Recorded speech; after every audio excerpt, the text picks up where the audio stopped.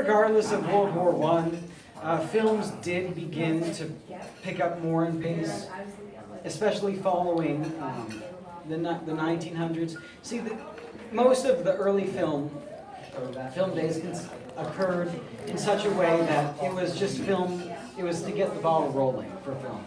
So in 1910, film companies began to move to Hollywood after it was purchased. In 1911, credits began appearing at the beginning of the movie. So when you're watching old movies like by Buena Vista Productions and Technicolor, and you see those long credits at the beginning, just know that occurred in 1911. It was very... Has anyone seen Casper the Friendly Ghost? Yes. Yeah. The originals have that at the beginning. It's very annoying. In 1912, another massive, another one of the big five, the Fox Film Foundation came into place. And in 1913, Hollywood adopted its name. So Hollywood, I forget what it was named originally, but that was when it started calling itself Hollywood.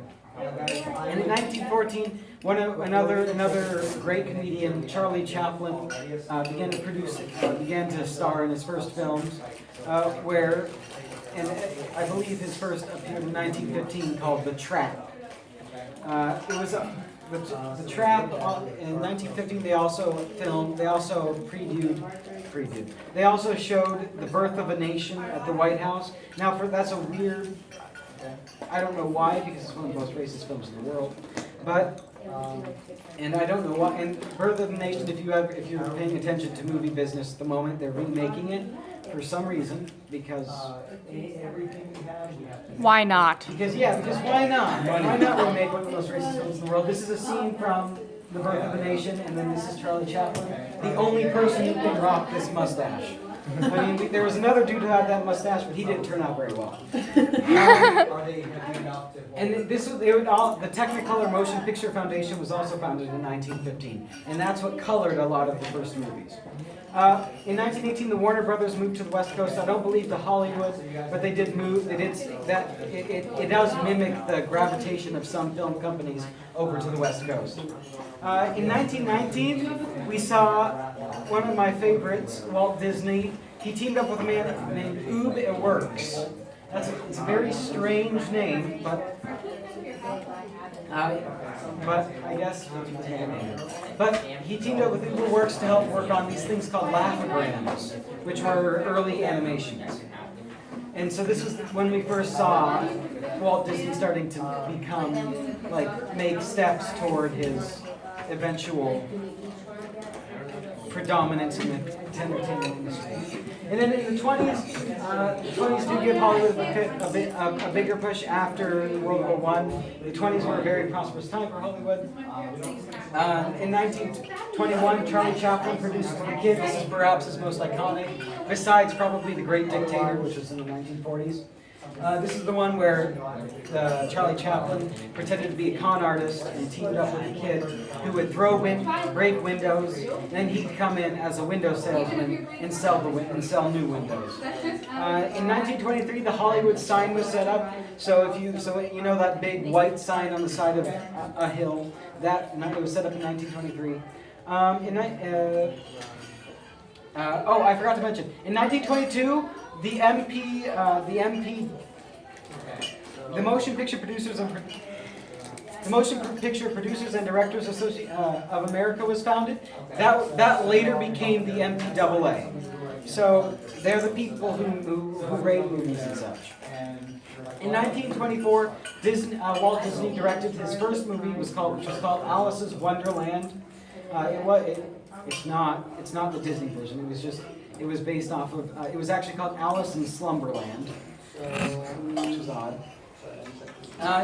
Typo or on purpose? Huh? Typo or on purpose? Alice in Slumberland? Yeah. It was on purpose. Okay. By the mid 1920s, most of the big five motion picture corporations for that era were set up, which is Warner Brothers, Fox, RKO, Loews, and Paramount Pictures. So, but later in 1927, eventually a film known as The Jazz Singer became the first picture to have people talking, and that essentially killed silent films because now people could just have people talking on screen, which was much more entertaining than the silent films. The Hays Code, which was an early form of the MPAA's rating system, also came into play. It's trash. I'm doing my SIP on the MPAA rating system now, and when you look at the Hays Code versus now, you're like, the Hays Code, okay, so the MPAA rating system might have some problems, but it's kind of like the Constitution, where the Hays Code is the Articles of Confederation and just as crap. In 1928, Mickey Mouse debuted in a film, a short animation known as Plain Crazy. But his first sound film was Steamboat Willie. So if you watch Disney movies, it's when he's sitting on the big steamboat and he's twisting the handle. Paramount became the first studio to announce that it would only be making talkies, which were motion pictures with speech. In 1929, the Walt Disney Productions was formed, and Alfred Hitchcock made his first movie, which was called Blackmail. Now, it was also when Mickey Mouse said his first words. Who wants to take a guess at what his first words were? Hi. Sam, what was his first word? It was hot dogs. The first thing Mickey Mouse ever said was hot dogs, voiced by Walt Disney himself. Oh, wait a minute, that's not like in that. Now, 1930 was the beginning of the golden age. 1930s and 1940s was the time before TV came into play. So in the entertainment industry, movies had the floor. In 1930, Pluto was introduced, and dubs for foreign languages, for foreign movies, became a thing. In 1932, Disney made his first Silly Symphony with talking flowers and trees. Goofy was also introduced at that point. In 1933, Disney won an Academy Award for Three Little Pigs, and guess what he called the Academy Award? He called it an Oscar. So he was the person who technically coined the term Oscar. And theaters also began opening refreshment stands. So you know those things that suck out all your money when you go to the theater? Yep. Yeah, that's a refreshment stand. In 1934, the Warner Brothers was the first of the Big Five to close its German production studios because to protest the rising and National Socialist Party? yeah, in the rising political problems in Germany at the time. In 1935, Porky Pig debuted, and I haven't got a hat. This is Porky Pig, I'm pretty sure. He's changed a lot. If you look at a lot of the early cartoon characters, they look really funky. He reversed, yeah. Yeah. In 1937, my favorite Walt Disney short, The Old Mill, was introduced in order to test certain animation effects for Snow White and the Seven Dwarfs, which was the first feature-length animated film. And in 1938, the prototype of Bugs Bunny was created, and he looks. Are there any? He looks janky, man. Now, 1939 is considered the greatest film year in history. Can you guess why? Well, many great films were produced during that year, including Gone with the Wind, The Hunchback of Notre Dame, Mr. Smith Goes to Washington, Minochka Stagecoach, The Wizard of Oz, and Wuthering Heights. So, Gone with the Wind is probably the most important of those because it became the movie that acquired most of the box office at that time. And now, then we get to the 1940s, which is just, I called it the continuance of the golden age because movies still held the floor. And Disney won. At that point, we got, in 1940, we heard the first Bugs Bunny say the first, what's up, Doc? That's the first time he said it. And we also got Miss Keller's favorite movie, Fantasia. So if you see Miss Keller in the hallway, just go up to her and say, Miss Keller, I know you love Fantasia. It's great. It's an inside joke for people who know Miss Scott well. She hates that movie. And then in 1941 we saw number one, the first film noir, The Maltese Falcon, and then number two, we saw what is considered to be the greatest movie of all time, Citizen Kane. That is incredibly debatable because Citizen Kane is a very boring and bland movie. But the AFI named it number one, so it's worth mentioning. In 1944, we saw the first this is from Citizen Kane. In 1944, and this is from Fantasia. In 1944, we saw the first Golden Globe Awards. In 1945, the MPDDA became renamed as the MPAA, so the Motion Picture Association of America. And they are the people who enforce the Hays Code. In 1946 came my second favorite movie, It's a Wonderful Life, which if you try and argue with me that it's a Christmas movie, I will laugh at your face. But this has been dubbed one of the most inspirational movies of all time. If you haven't seen it, you should see it. Like today. And then we get to the 1950s. Now, I called it TV Rears Its Ugly Head because TV came and said, "Sup, movies? Guess what? We can be viewed at home. We don't have to go to those scrub theaters."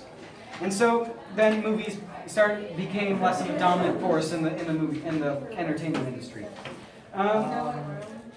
We also started to see some drive-in theaters. In 1951, A Streetcar Named Desire was the first film to win 3 acting Oscars, and the film. And Gravity. The Thing had was the first movie to have a space monster. The Thing is. It eats people and mimics their traits. This is from A Streetcar Named Desire. It's from where it's where the quote "Stella" comes from. I think. I might be wrong, but I'm pretty sure it's A Streetcar Named Desire. No, I might be wrong. I'm pretty sure it's Stella that comes from. But anyways. In 1952, what is considered to be the greatest musical of all time came out, which is Singing in the Rain. I personally haven't seen it, but it has. It's really good. How have you not seen it? Because he has in 1954, Seven Samurai was released. Why is this movie important? Well, first off, it inspired a lot of westerns, and second off, it showed how Japan would eventually. It was a predecessor to how Japan would eventually become a major cultural force and exporter in the world. So this inspired both the Magnificent Seven and Bugs Life. Yeah, that's what Bugs Life comes from. In 1960, Psycho became one of Alfred. Miss Keller, you missed Fantasia, your favorite movie. I know, it's sad. This is backwards. Don't judge me, huh? I don't know. It's unfortunate. But either way, 1960 Psycho was introduced, which is considered to be one of the better horror films. Alfred Hitchcock is amazing at what he does. He made The Birds. I just Blanked. blanked. I can't remember any of his movies. Brain farts. In 1962. Who's this man? Dr. Bond. Who's this man? Dr. No. He was the first James Bond villain. This is when James Bond was introduced as a series. Also, Doctor Who was first introduced in 1962. After the 10 years. In 1964, 1960, the first film protesting nuclear war was made, Dr. Strangelove. It has one of my favorite quotes, where two people are fighting and one guy says, "No, you can't fight in here. This is the war room." Good. In 1965, The Sound of Music was produced, which was just in general heralded as another amazing musical, and it also beat Gone with the Wind at making a movie at the box office, adjusted for inflation. So it became one of the most profitable movies of all time. In 1966, Star Trek debuted on TV, and Walt Disney died. Oh.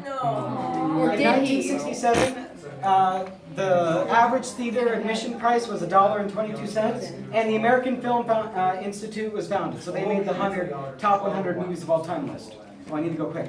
All right, in 1968, A Space Odyssey, 2001: A Space Odyssey, which revolutionized the space genre, was what came to play. It's the movie that goes bum, bum, bum. Oh. It has like the sun coming over the earth, and it also has. I'm sorry, I can't do that for you, dude. The creepy HAL 9000 dude.